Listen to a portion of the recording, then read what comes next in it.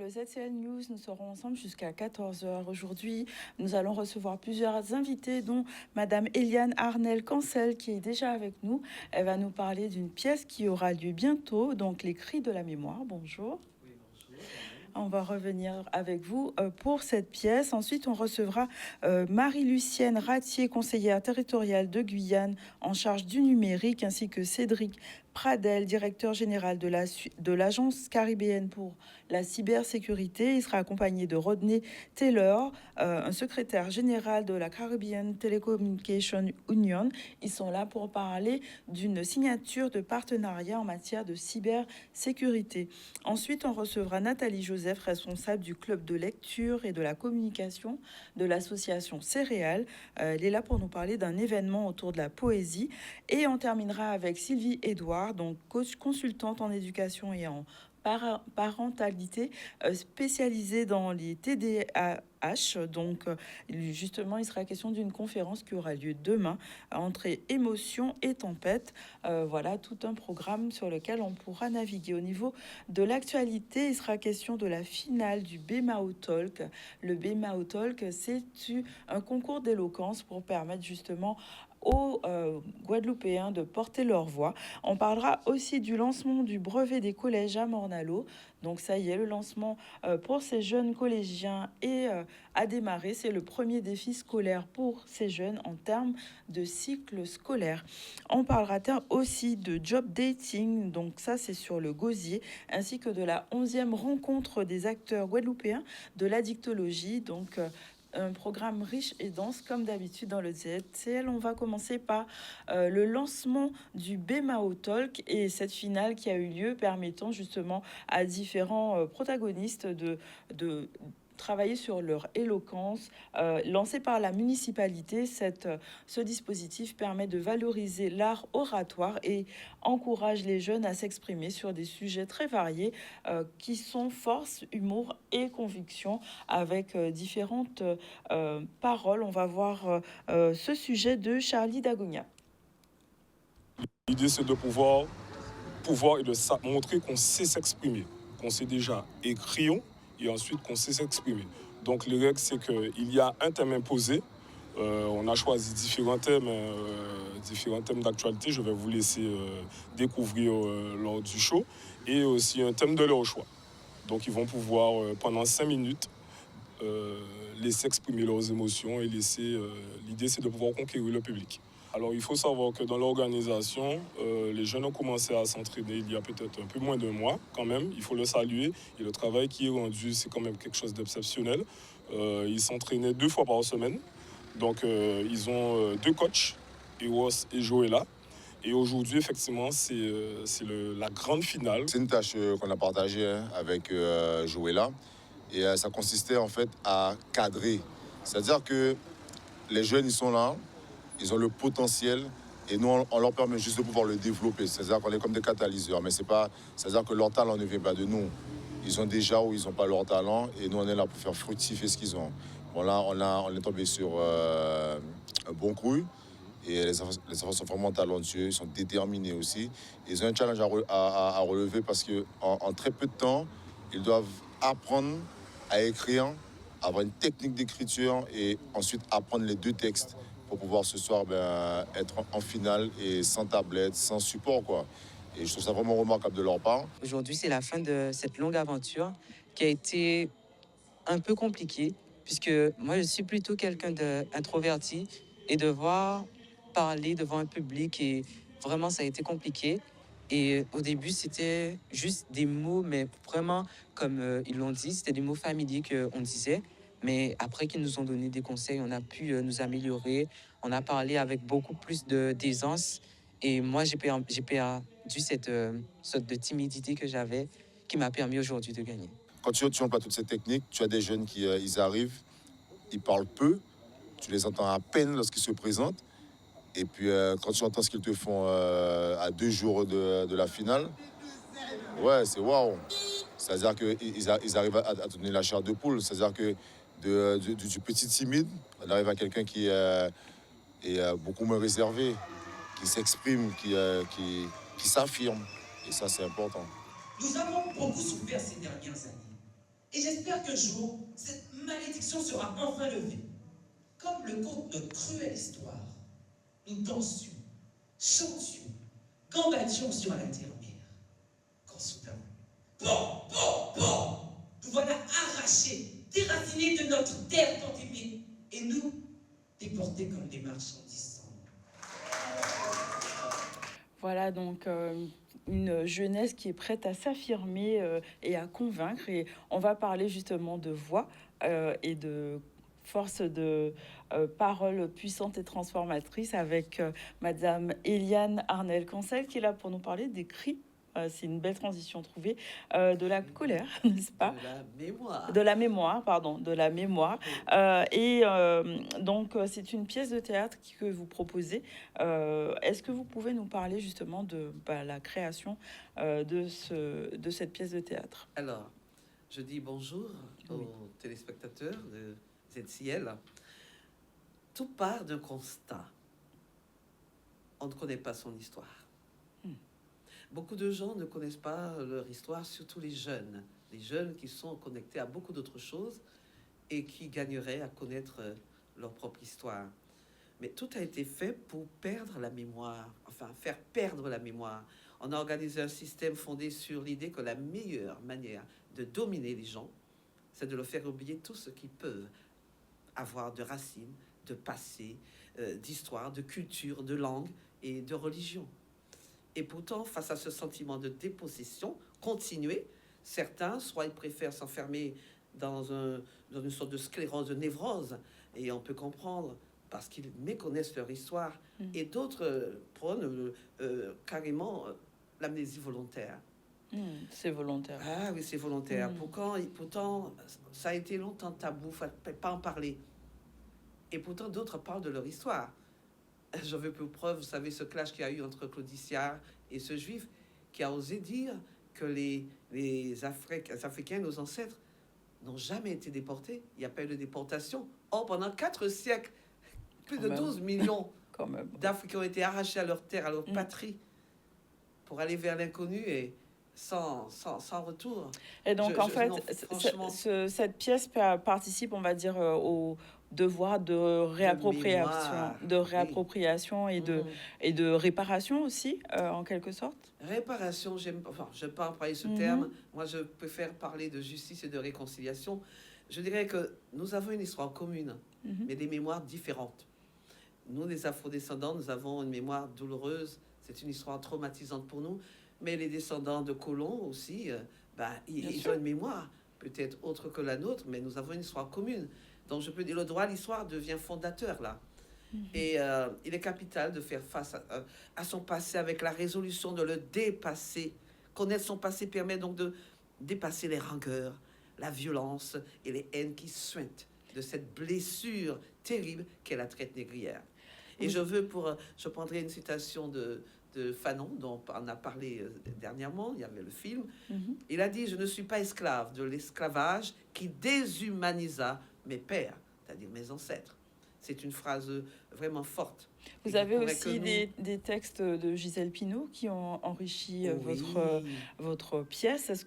Pourquoi vous avez fait ce choix, justement? Comment s'est créé, s'articule un peu cette pièce? Alors, l'écrit de la mémoire, justement, on a besoin de... Notre mémoire a été souvent emmuselée, mais elle ne s'est jamais blessée même, mais elle ne s'est jamais laissée effacer.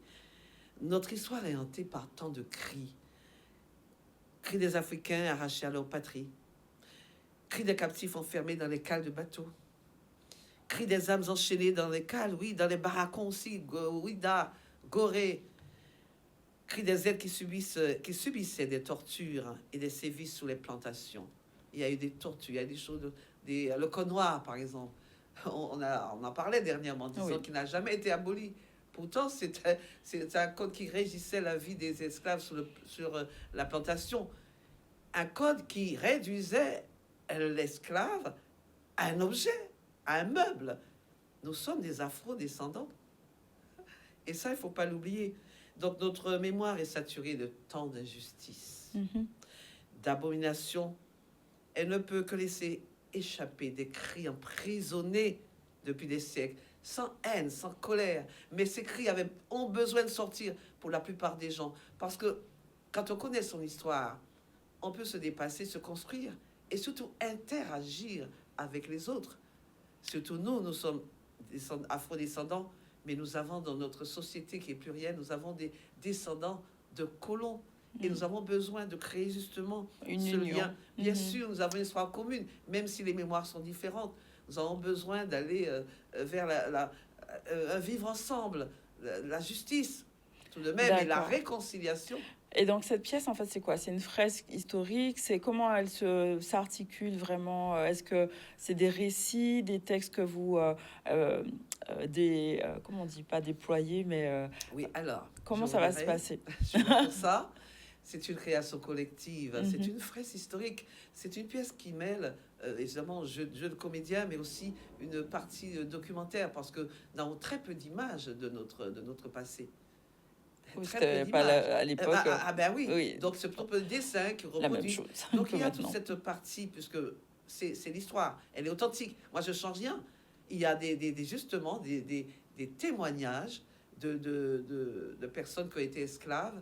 Et ça, ce sont des extraits du livre de Madame Gisèle Pineau, Femme des Antilles, traces et voix, 150 ans après l'abolition de l'esclavage. Donc vous Donc avez elle a, utilisé elle m'a ce autorisé à prendre texte-là, des extraits. d'accord? Donc il y a ça, il y a aussi beaucoup d'audiovisuels, puisque bon, il y a Jali, donc L'art théâtre, visuel. documentaire, chant, danse, voilà, c'est un spectacle complet. Mais surtout un spectacle vivant, parce que les jeunes n'aiment pas lire. Et il y a des musiciens aussi. Voilà, des musiciens. Mhm. Les jeunes, ils n'aiment pas lire et venir voir cette pièce. Hein, c'est une manière ludique de connaître son histoire parce que c'est vivant. Et je crois que les parents gagneraient vraiment à emmener les enfants voir cette pièce parce que ils ne connaissent pas leur histoire. Même beaucoup d'adultes ignorent cette histoire, terrible peut-être. Mais nous avons besoin de dépasser tout cela pour nous construire. Voilà, il y a déjà D'accord. autour de nous tellement de violence. On va pas. Je crois que on ne peut pas occulter cette histoire. Parce qu'il y en a qui parlent de la Shoah, de l'Holocauste, qui parlent de leur histoire tout le temps. Pourquoi nous faire taire? Pourquoi taire ce que nos ancêtres ont vécu? Mhm. C'est Mais il y a un peu de les- sentiment de honte, j'imagine aussi. Comment? Il y a tout ça, il y a de la honte et l'humiliation qu'on a pu avoir. Je pense que c'est engrammé dans notre Oui, c'est vrai, la honte. Pourquoi la honte? ADN. Et ces Africains n'ont pas demandé à être déracinés de chez eux. Vous savez que beaucoup d'Africains ici descendent d'une royauté. lignée royale. Bien sûr. Hein, parce que les rois, les guerriers, tout le monde. Alors, il y avait des guerres tribales, on vendait les prisonniers de guerre. Mais je vous assure que lorsque les rois allaient vendre leurs prisonniers, enfin, s'ils allaient eux-mêmes, enfin, toujours est-il que il y a des Africains de lignée royale qui ont été capturés aussi. Bien sûr. Donc, la honte, je crois qu'il faut dépasser cela. L'histoire, c'est l'histoire. Nous ne sommes pas les seuls à avoir une histoire traumatisante. Mais je crois qu'il faut dépasser ça. Et comment mieux dépasser cela? Que le C'est théâtre, que connaître l'expression. vraiment. en Parce fait. que je parle du Mhm. code noir. Qu'est-ce que c'est que le code noir? Quand on parle de viol sur le bateau, quand on parle de vente sur le marché, mais tout est décrit. Les témoignages que j'ai recueillis dans l'ouvrage de Gisèle Pineau sont très émouvants. Et les comédiens qui interprètent sont vraiment... Waouh! Habité. Habité, hein. Et donc, Parce que vous savez que les vous vrais... avez mis en place un collectif justement pour la Oui. mise en scène, comment Oui, ça alors- s'articule, le jeu de scène réellement. Vous avez parlé de art visuel, théâtre, danse. Donc on voyage en fait à travers cette fresque historique. On voyage dans le temps, bien sûr, parce que ça part du génocide des Amérindiens, en montrant vraiment tous les sévices, tous les méfaits de la traite négrière, Code Noir, etc. Il y a des témoignages, il y a des images, des explications, et on arrive à la résistance avec nos héros, Delgrès, Signas, Solitude, et parce que il faut parler d'eux. On les voit sur le boulevard des héros, et parfois des gens passent à côté, ne savent pas ce qu'ils ont. Vraiment, ils ont lutté pour que nous soyons libres aujourd'hui. Et que faisons-nous de cette liberté? Les premiers abolitionnistes sont nos ancêtres, ceux qui ont vraiment lutté, qu'on appelle Nègre-Marron ou autres. C'est pas Schellcher qui nous a libérés. Comme on nous fait croire, Schellcher a aidé, oui, les Amis des Noirs, il nous a aidés, il était bien placé, mais il n'avait pas le choix. Ils l'ont fait par intérêt, parce que qui a été indemnisé? Ce sont Oui, c'est pas les colons qui ont été Tout à fait. indemnisés. Et je crois que c'est pour ça qu'il a pu faire passer le décret, parce qu'il leur a promis justement cette indemnisation. Donc oui, il nous a aidés. Il y a des gens qui ont aidé, je le reconnais. Il y a Musée Chercheur, Place Chercheur, beaucoup de choses à son nom. Et très peu de choses au nom de ceux qui ont lutté, Ignace, Delgrès. Et Solitude, on dit qu'elle n'a pas vraiment... Elle a existé. Elle a existé, mais il n'y a que 4 lignes sur elle, peut-être aux archives. Mais André Schwarzbart en a fait un très bon Un moment. très bel Et ouvrage. elle est devenue le symbole de toutes les femmes qui n'ont point reculé aux jours sombres de 1802 et qui ont lutté toujours contre Et qui luttent l'esclavage. encore, d'ailleurs. Voilà. Donc, c'est un Donc, symbole. à quoi peut-on s'attendre à Gourbert? Donc, 27 juin, c'est demain. Vous êtes C'est demain, c'est demain. prêts tous Oui, à cette merveilleuse pièce que vous me proposez? c'est le 27 juin, demain, à 20h, à la salle Gilles Floreau. Voilà une salle dont on ne parle pas beaucoup.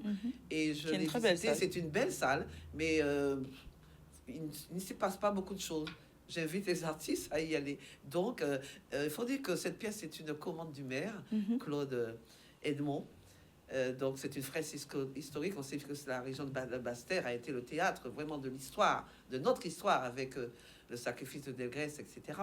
Mais oui, j'ai donc des comédiens avec moi qui sont de mon vivier, hein, puisque bon, je forme aussi. Il faut dire que ça fait plus de 40 ans que je fais du théâtre. J'étais issu de la troupe Parole Anexo Barou, dirigée par Harry Cancel. Nous avons fait beaucoup de choses dans le temps, beaucoup de festag, on a joué à Beaubourg, voilà, donc je forme, j'ai été formatrice aussi pour le rectorat, j'accompagne toujours des enseignants dans l'établissement scolaire, j'accompagne sur leur projet. Cette année, c'était de Kermadec, c'était le collège du Moule. Donc j'ai un vivier de comédiens de talent. Vous savez que j'ai mis en scène la vie de Gertie Archimède. Ah oui, tout à fait. Donc, ce sont d'autres comédiens qui sont sur cette pièce. D'accord. Donc, on peut voilà. imaginer une tournée après. C'est pas que Gourbert. Vous n'allez pas vous arrêter à Gourbert seulement, du coup. Alors. Eh bien, au Gourbert, parce que, malheureusement, la période de mai-juin, il y a beaucoup de manifestations et les écoles prennent d'assaut les salles. Oui, bien sûr. Et évidemment, il faut que les jeunes s'expriment aussi. Donc, je n'ai pas pu avoir de date sous la Grande Terre.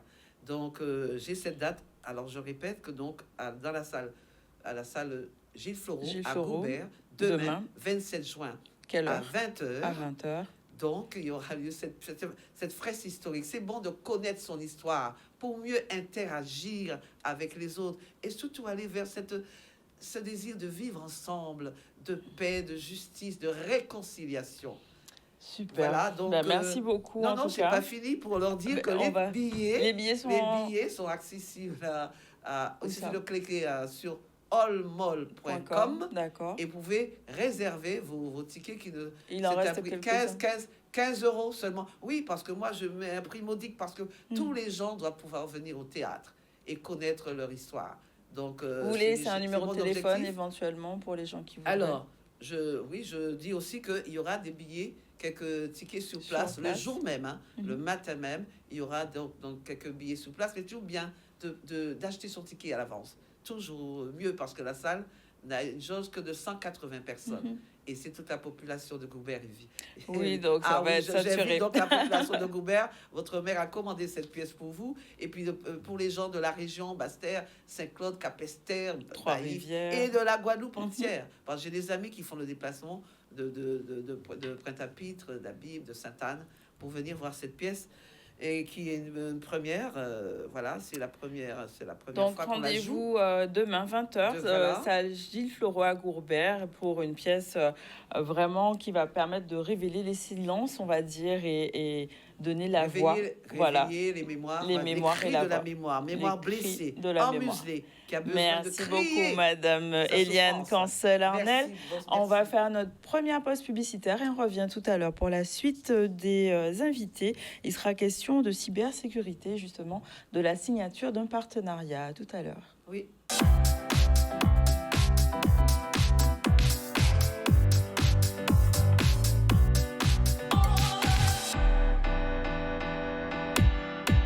Nous voilà de retour sur le plateau du ZCL et aujourd'hui, nous allons recevoir plusieurs invités. Donc, nous avons Marie-Lucienne Ratier. Vous êtes conseillère territoriale de la Guyane en charge du numérique, de la transformation digitale et de l'innovation, présidente aussi de l'ACCYB, on va en parler. Donc, c'est l'agence, je vais juste revenir sur mes notes pour ne pas faire d'erreur. Donc, on a dit Agence caribéenne pour la cybersécurité. Voilà. Voilà. Vous êtes accompagné de Cédric Pradel, qui est directeur général de cette même agence pour le côté opérationnel. Et vous êtes accompagné donc de Rodney Taylor, qui est secrétaire général de la Caribbean Telecommunication Union. Bienvenue à tous. Et nous avons une traductrice qui fera aussi la translation pour notre invité. Alors, on va commencer juste pour situer un peu le contexte de ce congrès caribéen qui a lieu sur la cybersécurité. C'est un sommet régional pour la Caraïbe numérique. Est-ce que vous pouvez expliquer aux téléspectateurs en quoi consiste ce congrès? Alors, il s'agit en fait d'un congrès qui dure 2 jours pour l'Association caribéenne de la cybersécurité, où nous avons invité nos voisins caribéens. Il y a donc la présence de représentants, les numéros 2 du Suriname en termes de matière de sécurité. Il y a les Guyanais.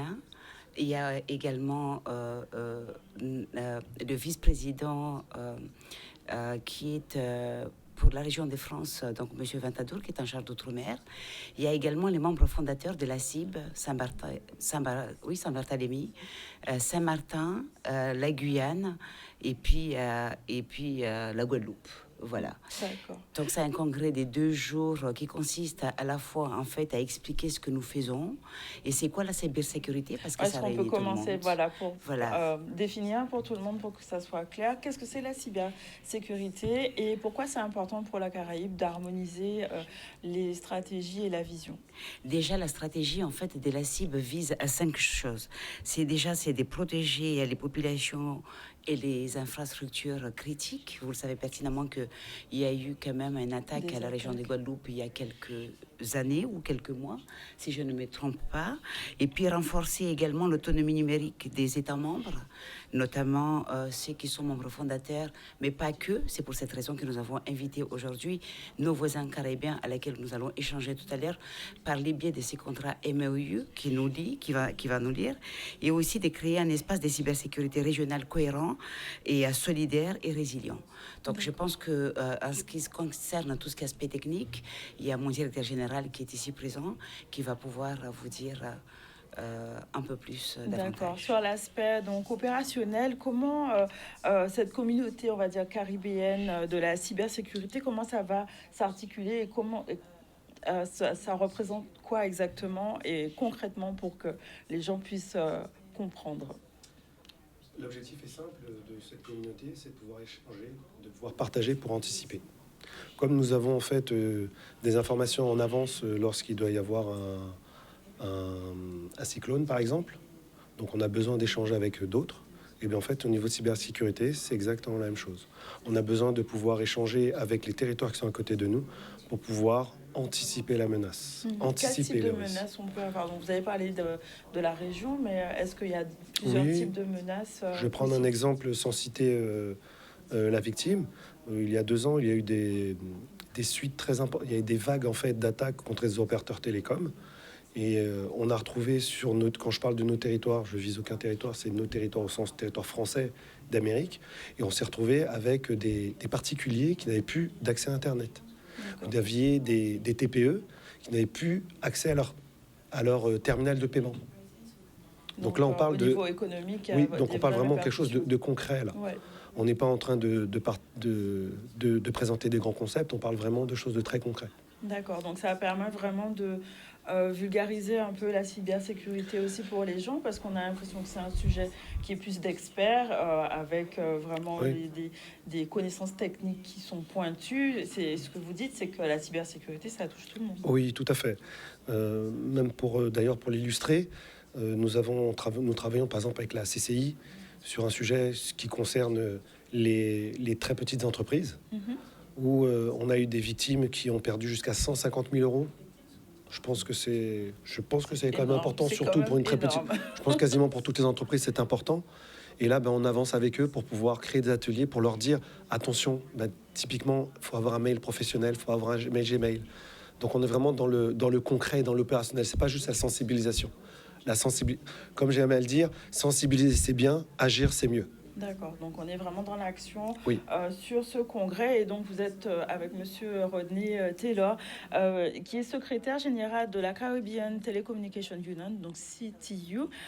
C'est un acteur majeur de transformation numérique régionale. Vous êtes basé sur Trinidad, mais originaire de Barbade. Et donc votre, on va dire, vision, c'est vraiment d'intégrer le numérique avec une harmonisation des régulations et une confiance, on va dire, numérique qui pourrait s'installer de façon globale dans la Caraïbe.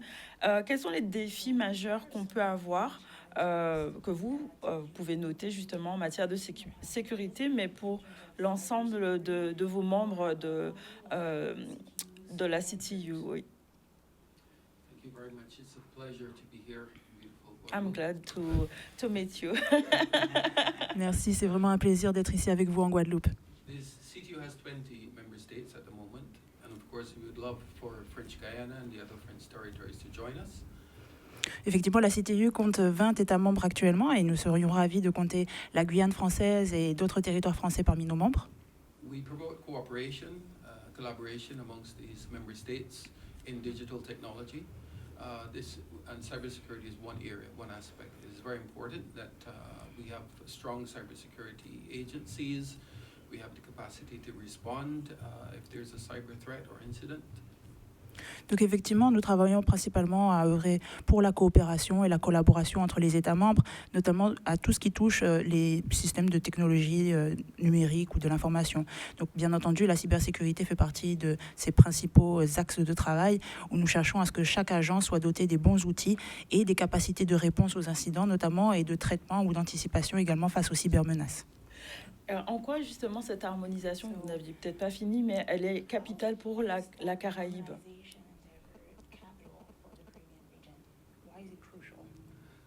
Because cybersecurity, the cyber threats are transnational. The threats are transnational, so they don't respect borders. We're living in a world where all of our networks are connected. We communicate easily on a network of networks called the internet, and therefore the threats are global. And the ability to cooperate helps us to mitigate the threats coming from all over the world. Donc effectivement, c'est ça parce que les cybermenaces sont transnationales, elles ne respectent pas les frontières nationales, les frontières des pays. De plus, nous sommes tous face à des réseaux qui sont interconnectés, à commencer par l'Internet, qui fait que les menaces auxquelles nous faisons face sont véritablement mondiales. Et ce type de protocole, ce type de collaboration nous permet de réduire le poids et l'impact de ces menaces. Donc, qu'attendez-vous justement des partenariats que vous signez donc, à travers ce congrès chez nous, mais en termes de coopération, vraiment, à quoi vous attendez vraiment? So it provides a framework to establish points of contact, for example, in the participating countries. So if there's a threat, who do we call within the particular jurisdiction? If we see there's a threat happening, there's been an attack, we also can warn. We can share information with the cooperating countries so that they are prepared and they can be proactive in their response. D'accord.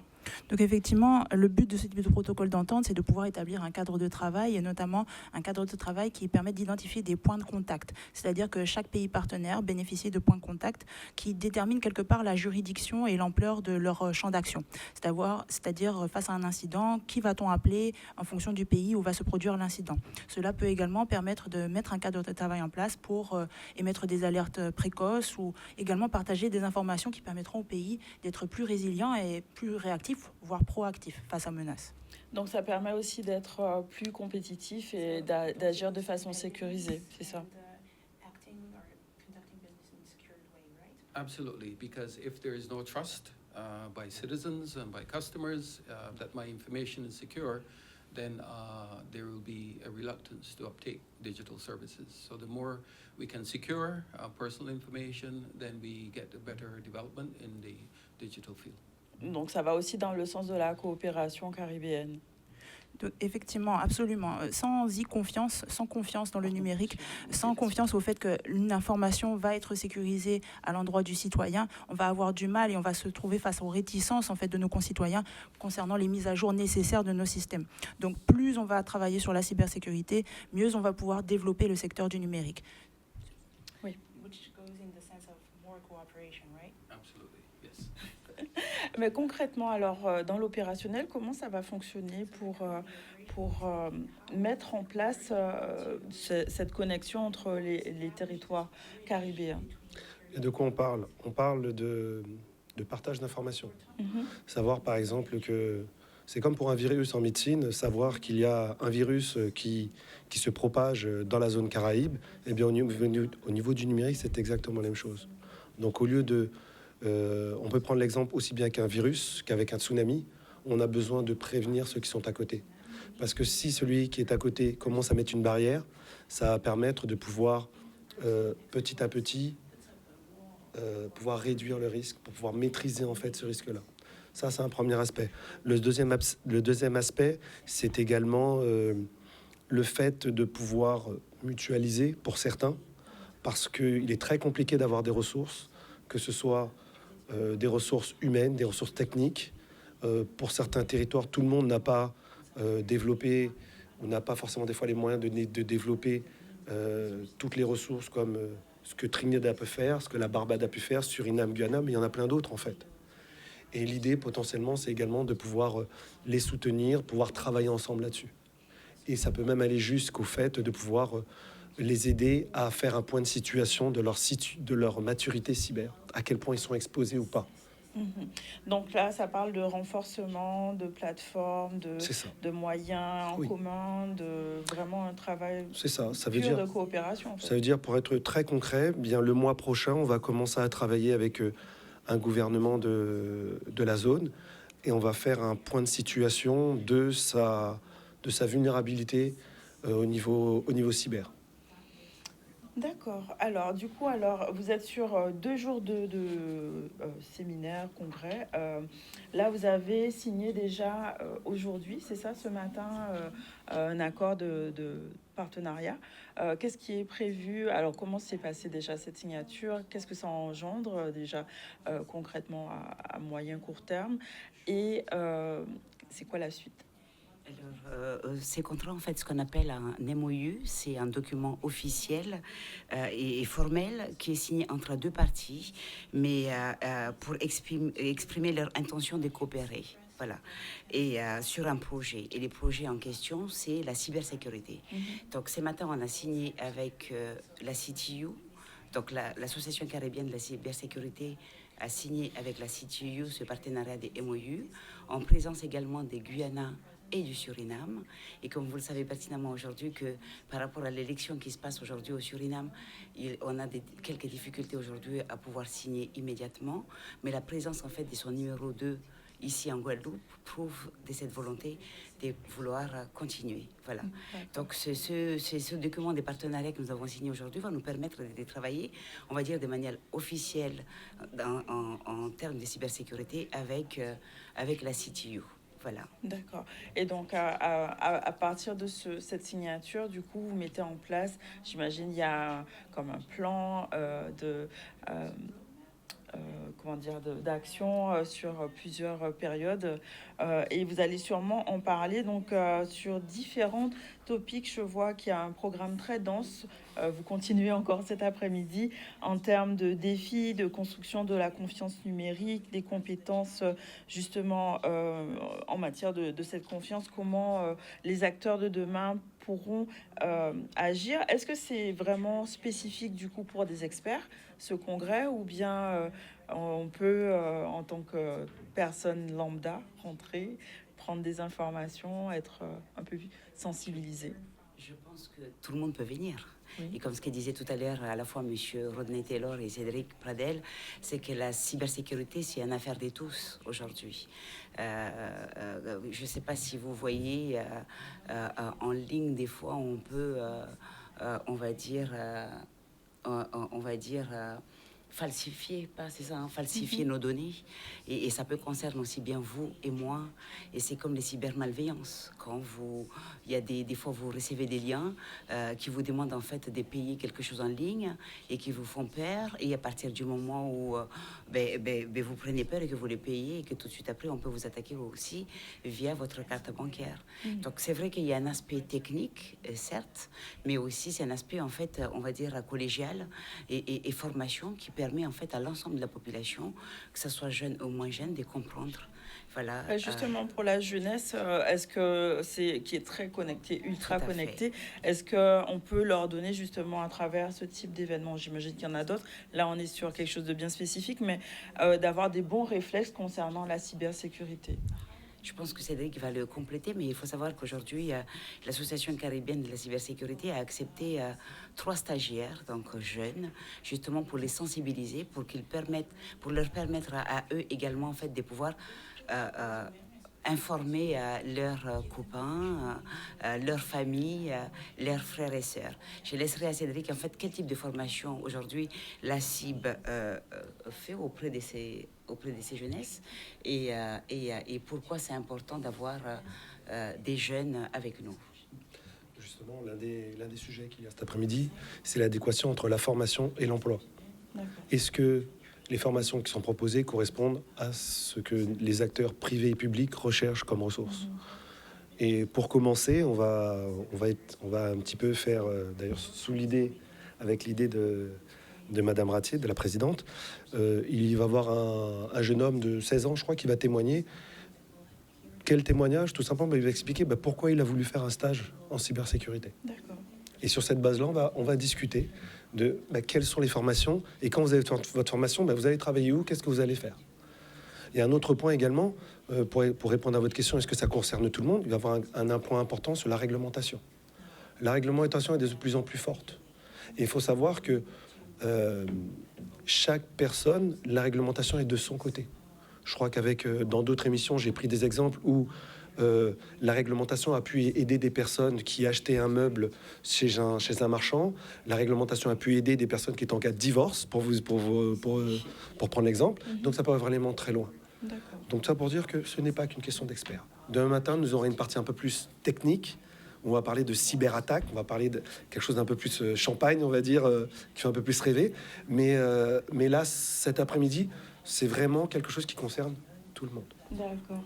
Juste pour terminer, Monsieur Taylor, en tant que leader, on va dire, régional de la région Caraïbes, quelle est votre vision? Quelle vision vous portez justement sur un Internet qui serait plus sûr, pas que dans la Caraïbe du coup, mais de façon globale? Ce serait quoi la vision idéale de cet Internet? Right. So the broader vision is to drive economic and social development in the region using technology.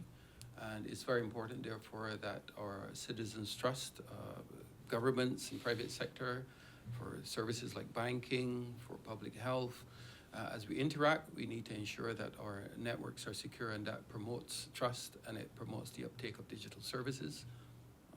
Donc effectivement, notre vision globale est de promouvoir le développement socio-économique via la technologie. Par conséquent, il est nécessaire pour nous d'établir en fait cette confiance, que ce soit au niveau des individus ou du secteur public ou privé, pour des questions qui vont aller des institutions bancaires et financières jusqu'à la santé.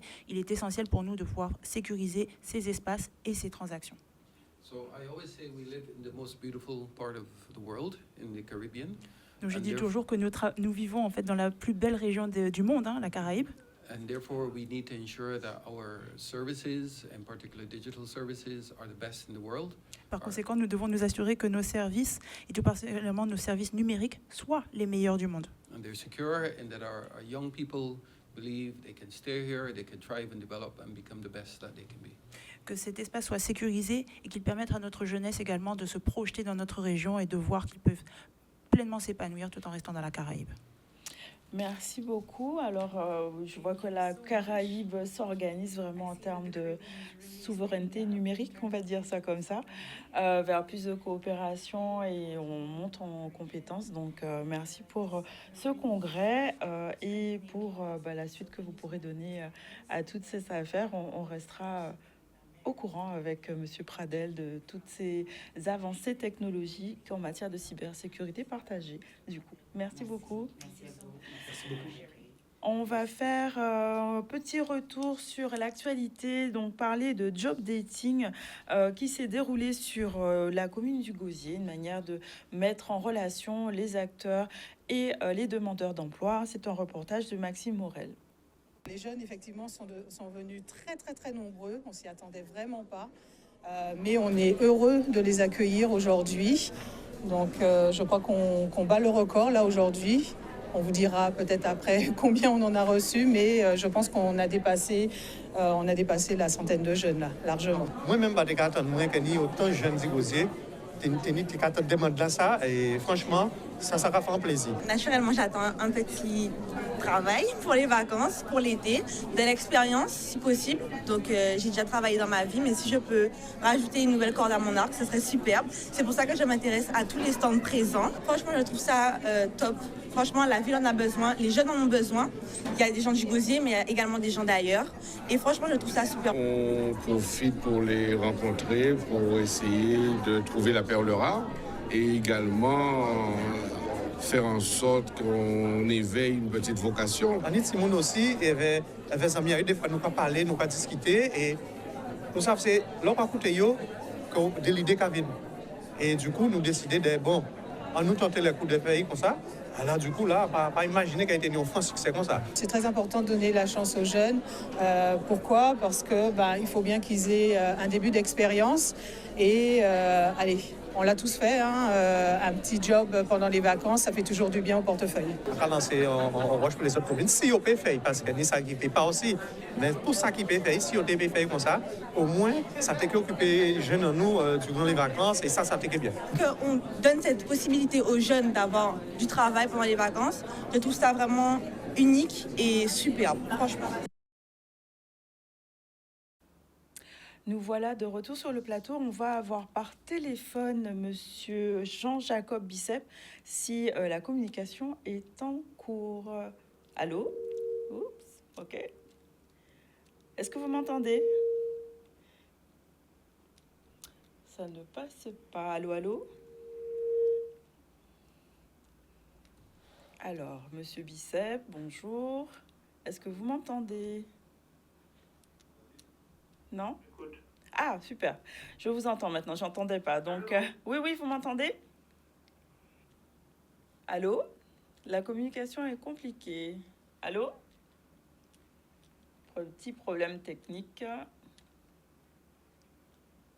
Donc, Monsieur Bicep, secrétaire national de l'UPSG, il a été retenu une nouvelle fois à son arrivée donc à Charles de Gaulle. Il était en Azerbaïdjan, en fait, où se tenait une conférence internationale donc vers la décolonisation de la Guadeloupe.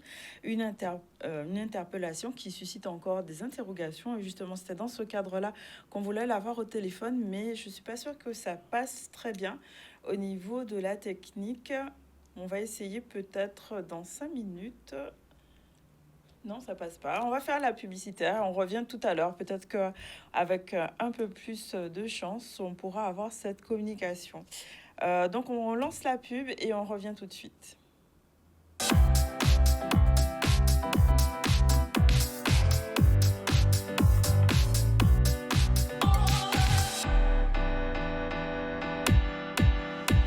Nous voilà de retour sur le plateau du ZCL et il me semble-t-il que Monsieur Bicep, on peut avoir cette interview qu'on attendait. Monsieur Bicep, vous m'entendez? Oui, je vous entends. Oui, super. Merci de répondre et de pouvoir vous avoir. Alors, des circonstances particulières vous sont arrivées récemment, donc à Charles de Gaulle. Est-ce que vous pouvez nous expliquer un petit peu qu'est-ce qui s'est passé à la PAF à votre arrivée à Roissy? Ce matin, en revenant d'Haïti-Orbatia, nous avions un colloque sur la situation coloniale de la Guadeloupe, l'enjeu et les perspectives.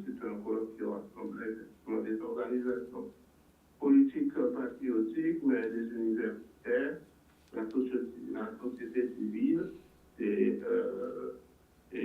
cette manifestation qui fait un point succès s'est déroulée hier. Donc, en rentrant ce matin de Bakou, j'ai été interpellé par la police des frontières et qui m'a relié ensuite à la DGSE. La Carrément. DGSE étant l'une des services secrets français. Alors, il faut savoir la deuxième fois. Donc oui, c'est pas la première fois que vous avez été interpellé. Du coup, c'est quoi? C'est un ciblage politique? C'est une volonté de museler? Ah non, mais la DGSE ne cache pas. Pour la DGSE, c'est très clairement un ciblage politique. C'est très clairement en raison de mes activités politiques, puisqu'ils m'ont dit que nous n'avons rien à vous reprocher. C'est uniquement pour l'activité politique que vous venez, et notamment parce que vous êtes en contact avec l'Azerbaïdjan et nous considérons effectivement que cela est préjudiciable à l'État français. Donc c'est pour ça que nous vous interpellons. Donc vous n'avez pas été le seul à être retenu. Est-ce que d'autres membres de la délégation ont subi le même processus? Ouais. Non, les autres membres de la délégation, effectivement, ont eu un contrôle administratif, mais j'ai été le seul à avoir été amené dans les locaux de la DGSE. D'accord. Donc qu'est-ce que vous comptez faire justement suite à cette interpellation? Est-ce qu'il y a une plainte qui est envisagée, quelque chose, ou bien... Dans la mesure où, effectivement, je n'ai été retenu que qu'une heure. Mais le problème, c'est la récurrence de cette chose. C'est-à-dire que c'est carrément une atteinte à ma liberté d'aller et venir. C'est ça. Qui est considéré un droit fondamental pour tout individu. Et ces arrestations récurrentes posent vraiment un vrai problème. Parce que là, c'est un de mes droits fondamentaux qui a été entravé. Par l'État français. Est-ce qu'on peut nous allons voir quelle action nous pouvons mener sur le plan judiciaire pour l'instant. Nous n'avons pas encore décidé, mais effectivement, politiquement, nous allons par contre réagir parce que c'est inadmissible que les militants des personnes soient visés et ciblés en raison de leur activité politique dans un pays qui se prétend un pays de droit. D'accord, n'est-ce pas? Alors, est-ce que vous pouvez juste revenir sur la conférence, les objectifs de la conférence et un peu les axes sur lesquels vous avez pu intervenir en Azerbaïdjan? Alors, les objectifs de la conférence, c'était de permettre à la communauté internationale d'avoir une juste représentation de la situation coloniale de la Guadeloupe. Donc c'est pour ça que nous avons eu plusieurs universitaires qui sont intervenus, des membres de la société civile aussi qui sont intervenus à ce colloque. Et ensuite, nous avons fait une déclaration finale où effectivement nous dénonçons l'attitude de la France dans notre pays et nous renouvelons notre droit imprescriptible à la pleine souveraineté et à la dépendance. Donc c'était ça le but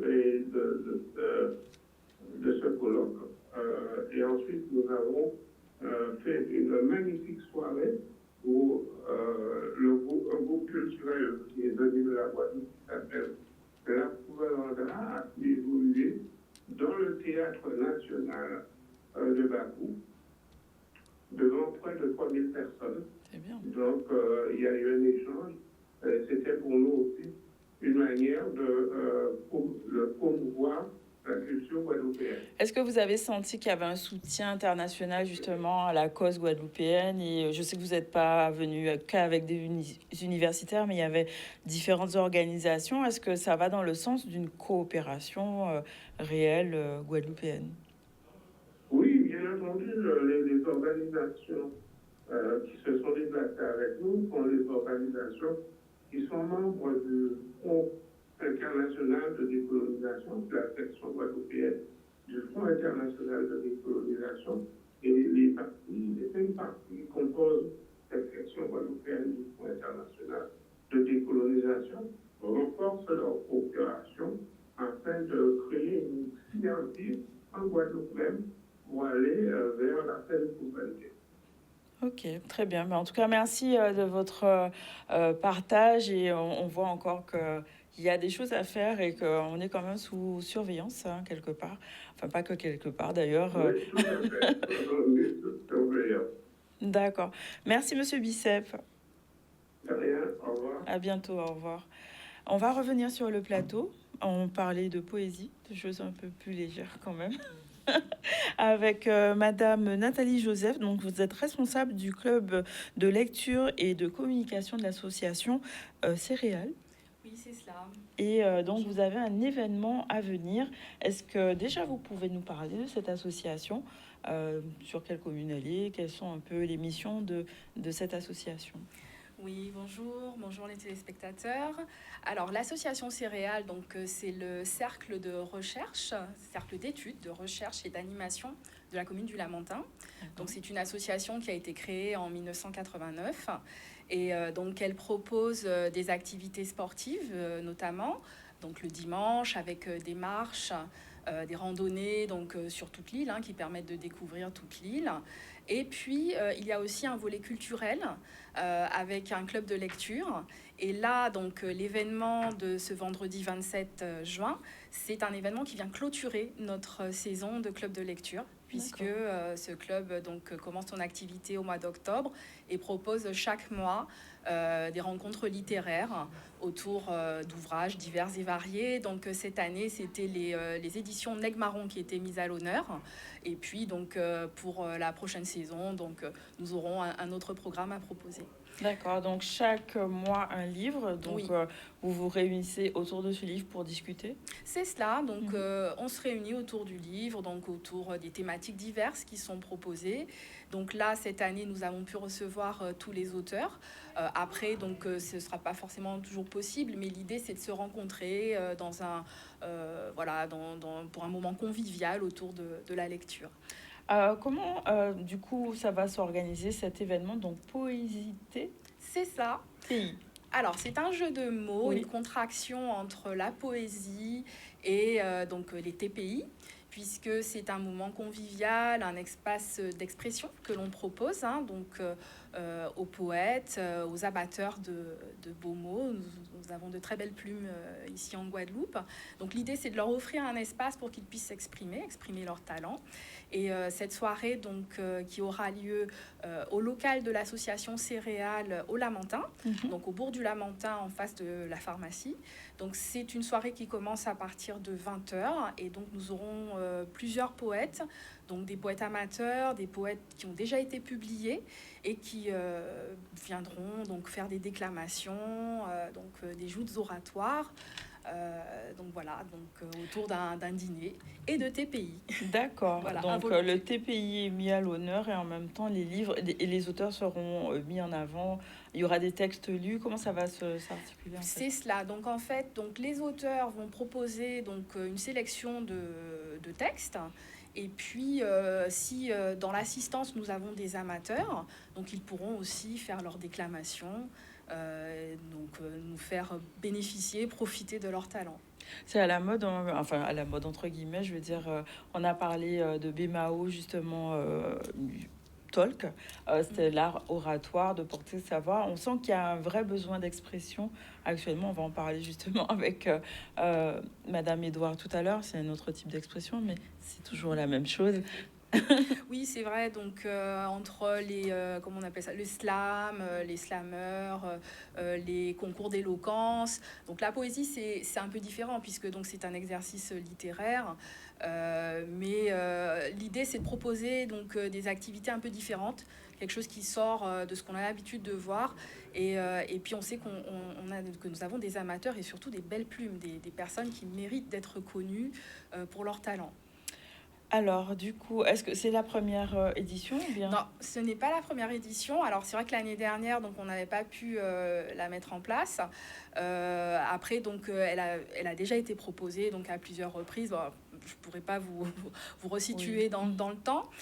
Mais l'idée, c'est de la remettre un peu au goût du jour et puis surtout d'inviter donc, les amateurs de poésie. Mais pas que, pour découvrir aussi. Pour découvrir aussi et pour passer un très bon moment. Très bien. Donc, si on veut rejoindre, c'est encore possible? C'est encore possible. Donc, il faut nous appeler rapidement donc au 06 90 23 44 32 ou 06 90 81 48 19. Donc, il y a une participation de 30 € parce qu'il y a un repas, des boissons à volonté. Et puis, bien, écoutez, donc nous tenons aussi à remercier le conseil départemental, donc qui est notre partenaire, de même que les Glaçons Nous. D'accord. Voilà, Donc, ok, très bien. Rendez-vous est pris donc demain, donc au Lamentin-Bourg, dans le local en face de la pharmacie. C'est cela. Merci beaucoup. Merci. Un autre événement, on va rester dans le verbe, mais aussi dans les émotions avec Sylvie Edouard, qui est là pour nous parler d'un événement qui aura lieu demain, qui est spécialiste dans les troubles de l'attention avec ou sans hyperactivité. Donc, vous proposez une soirée d'échange qui est aussi importante, que ce soit pour les parents, pour les enseignants et pour les enfants, j'imagine, concernés. Une conférence qui va permettre de mieux comprendre comment accompagner sans jugement, avec des pistes concrètes. Sans jugement, c'est important. Merci de le préciser. Merci, ça, c'est important. Avec des pistes concrètes. Alors, pourquoi TDAH?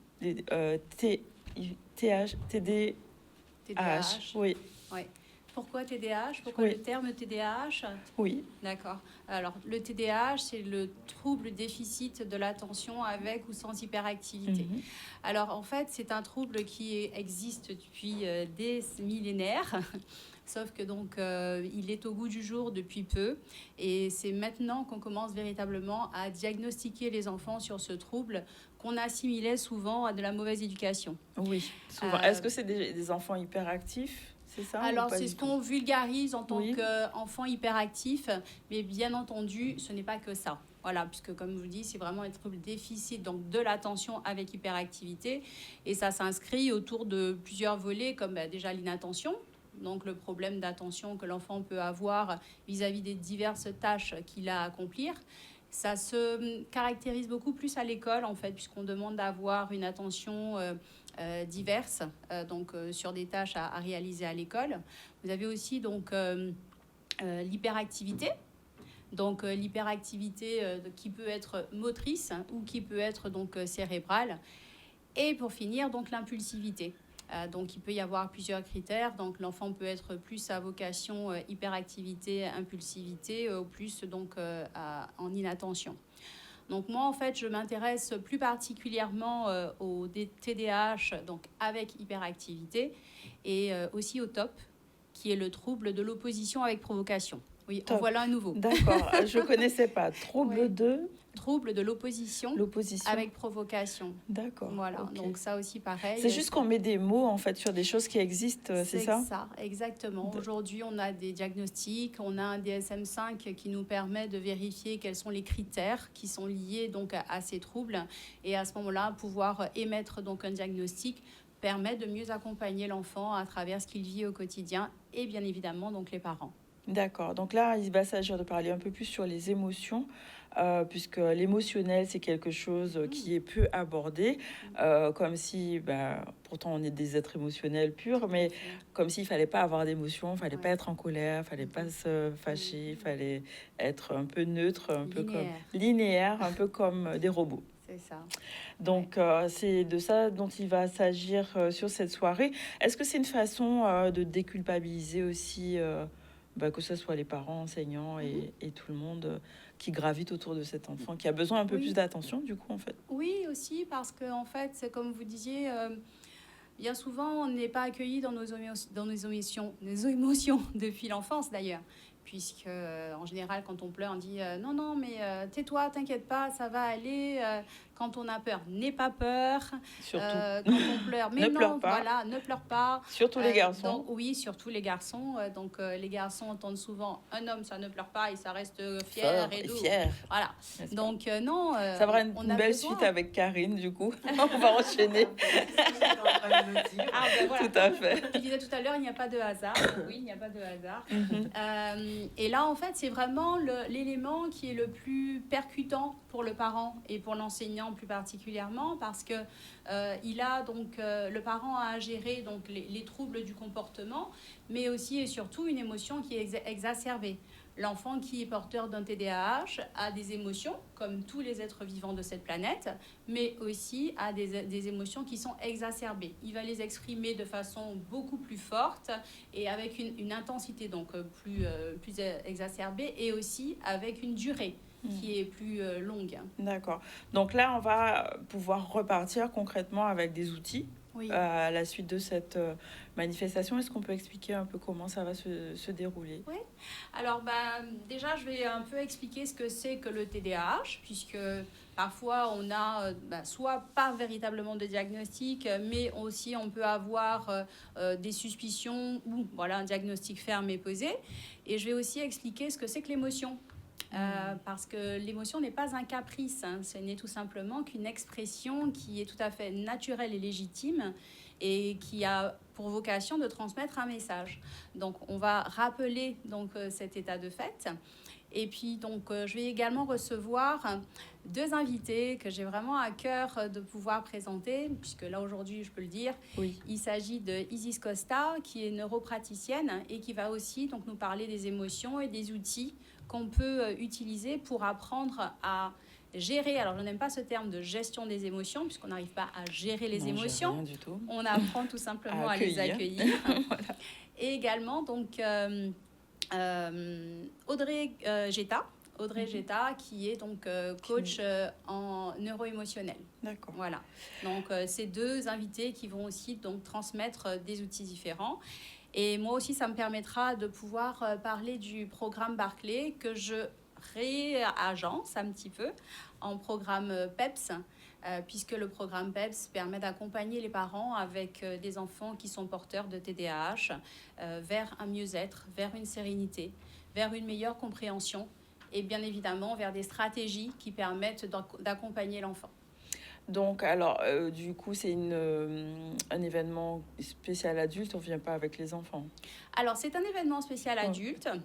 Maintenant, je peux entendre que oui, mais j'ai très envie de venir, mais je n'ai pas de moyens de garde. Et ils ne sont pas pour autant donc mis de côté. Voilà. C'est-à-dire que vous pouvez venir avec vos enfants. Ils ne pourront pas participer donc, à toutes les expérimentations que nous allons proposer toutes les trois.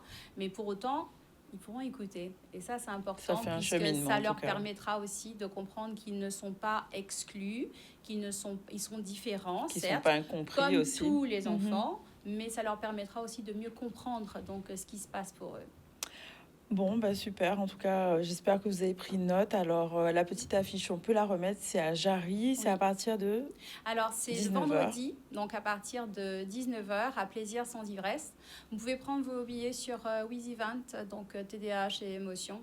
Et donc, voilà, il reste encore 5 places. Donc, si vous voulez... 5 places? Oui, tout à fait. Parce oh que là, je bon, je crois que c'est bon. Après l'émission, ce sera fini. Oui, parce que là, c'est vrai que, bon, autant... fournir de la qualité, pas de la quantité.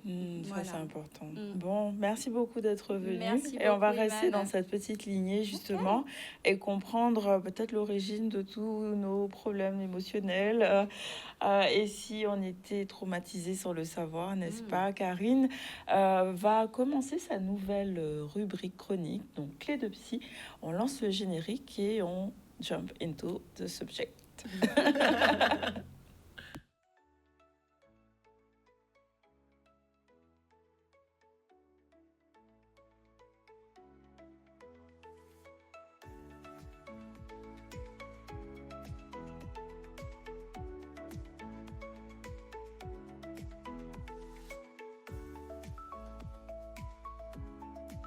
Bonjour, je suis Karine Luisy, je suis thérapeute et sophrologue et ma mission est de t'aider à vivre ta meilleure vie.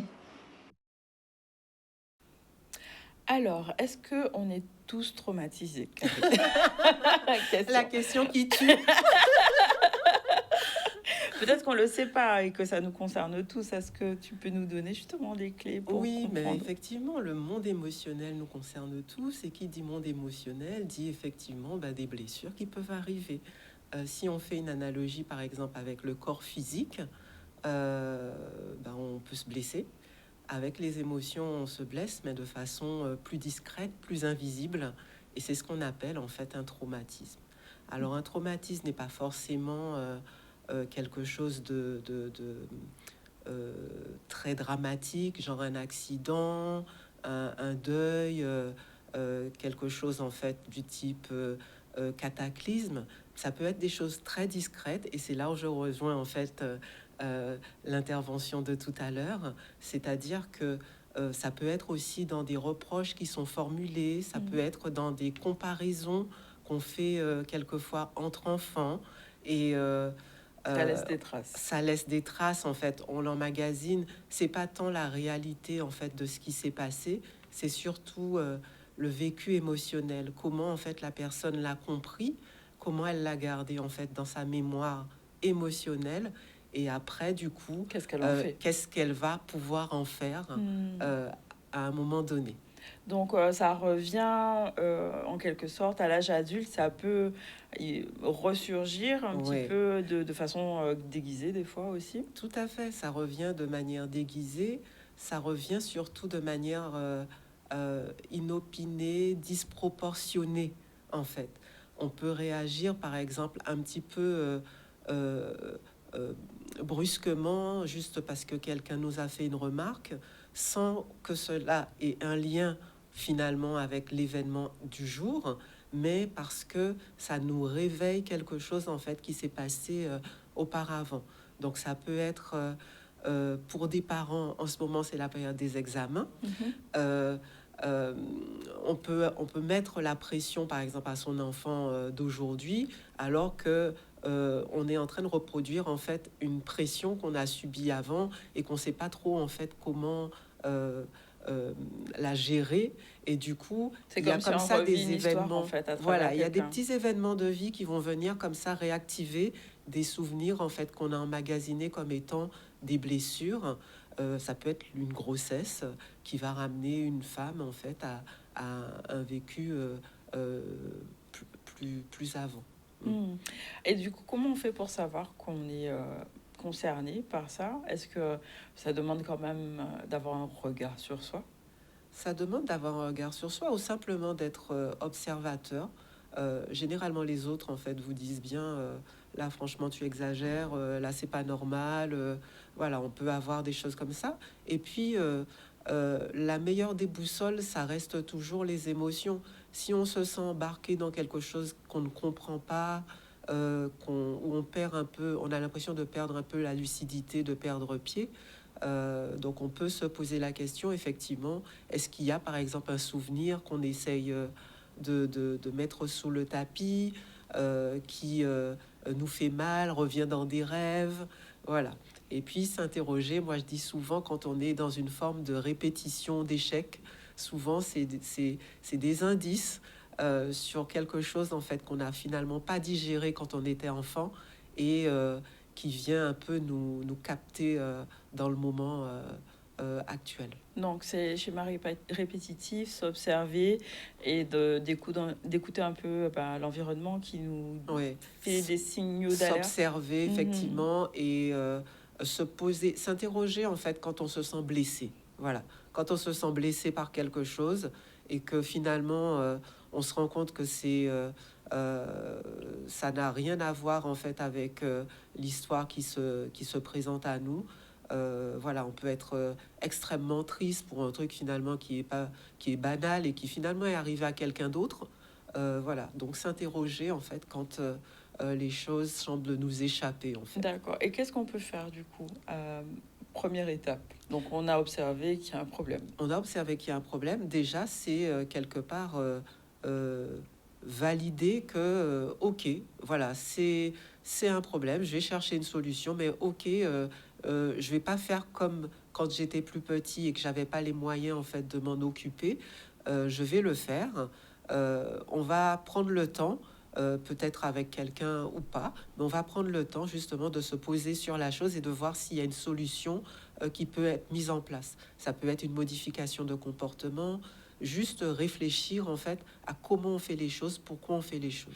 D'accord. Donc la clé de psy, du coup. Ben écoutez, je dirais prendre le temps. Voilà, prendre le temps pour soi, s'accorder justement en fait un regard bienveillant sur l'enfant qu'on a pu être et puis les épreuves qu'on a pu vivre et puis se donner les chances en fait de régler de manière sereine, Apaisée. durable, apaisée effectivement les conflits internes qui nous mobilisent. D'accord. Bon, ben merci en tout cas, Karine. On va te retrouver donc tous les jeudis, Tout à partir fait. de maintenant, pour des clés de psy et pour avoir une meilleure compréhension de soi, pour aller mieux. De son monde émotionnel. Oui, tout à fait.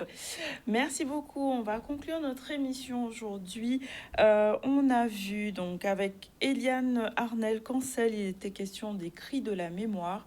Donc c'est une pièce de théâtre qui sera demain à Gourbert. Donc n'hésitez pas à y aller. Il y a encore des places. Avec Marie-Lucienne Ratier, Cédric Pradel et Rodney Taylor, il était question de cybersécurité et notamment d'une signature de partenariat caribéenne. On a reçu Nathalie Joseph, responsable d'un club de lecture et de communication de l'association Céréales. Donc l'événement c'est au Lamentin, Poésité Pays, donc par l'association à partir de 19h si je ne me trompe pas. Donc un local qui est au bourg du Lamentin.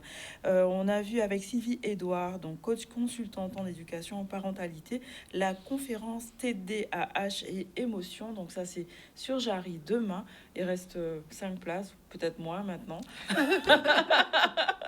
Et c'est à partir de 19h. Et on vient de voir Clé de Psy avec Karine Louisy, donc qui sera nouvelle chronique tous les jeudis où on va donner des clés de bien-être et de psy pour se sentir mieux. Au niveau de l'actualité, on a évoqué la finale de Bemao Talk. C'était un concours d'éloquence pour la jeunesse, pour leur permettre de porter leur voix. Voilà. Il a été aussi question de lancement du brevet des collèges. Donc, nouvelle étape pour ces collégiens pour leur permettre de avancer dans leur parcours scolaire. On a aussi vu le job dating donc sur la commune du Gosier. Et je pense qu'on verra ce soir la 11e rencontre des acteurs d'addictologie, puisqu'on n'a pas eu le temps d'évoquer ce sujet. Voilà pour l'actualité. On se retrouve demain dans le ZCL. Il est 14h03. À la tech, c'était Samuel. Et je vous souhaite un bon appétit si vous n'avez pas encore déjeuné. Prenez soin de vous.